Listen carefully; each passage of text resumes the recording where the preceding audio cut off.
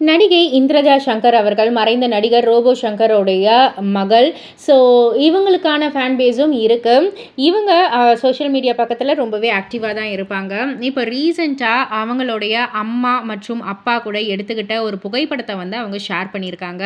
ஆக்சுவலாக அந்த புகைப்படம் வந்து 2012ஆம் ஆண்டில் எடுத்த ஒரு புகைப்படம். அதில் வந்து இந்திரஜா அவர்கள் சின்ன பிள்ளையாக தான் இருக்காங்க.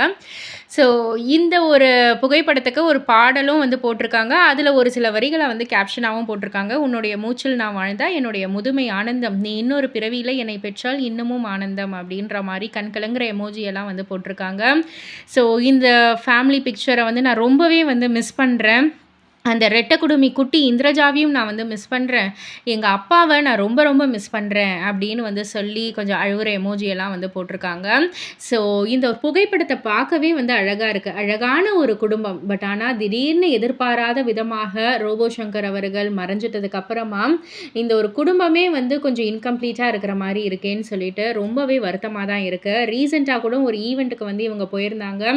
அப்போ வந்துட்டு இந்திரஜாவுடைய மகன், அதாவது ரோபோ சங்கரோடைய பேரன் வந்து அங்க பேனர்ல ரோபோ சங்கரோடைய புகைப்படத்த பார்த்துட்டு ஓடி போய் முத்தம் குடுத்தது.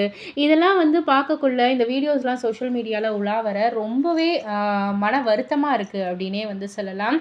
இதெல்லாம் பார்க்கக்குள்ள ரோபோ சங்கர் இன்னும் கொஞ்ச நாள் அவங்க கிட்ட வந்து இருந்திருந்தா எவ்வளவு நல்லா இருந்திருக்கும். அந்த குடும்பமே நல்லா இருந்திருக்கும் இல்லையா? அப்படின்ற மாதிரி தான் வந்து இருக்கு. ஸோ இத பத்தி நீங்க என்ன நினைக்கிறீங்க? உங்களுடைய கருத்து என்ன? அப்படின்றத கீழ உள்ள கமெண்ட் பாக்ஸ்ல குறிப்பிட்டு சொல்லுங்க. மறக்காம சேனல சப்ஸ்கிரைப் பண்ணி பக்கத்துல உள்ள பெல் ஐகான கிளிக் பண்ணிடுங்க.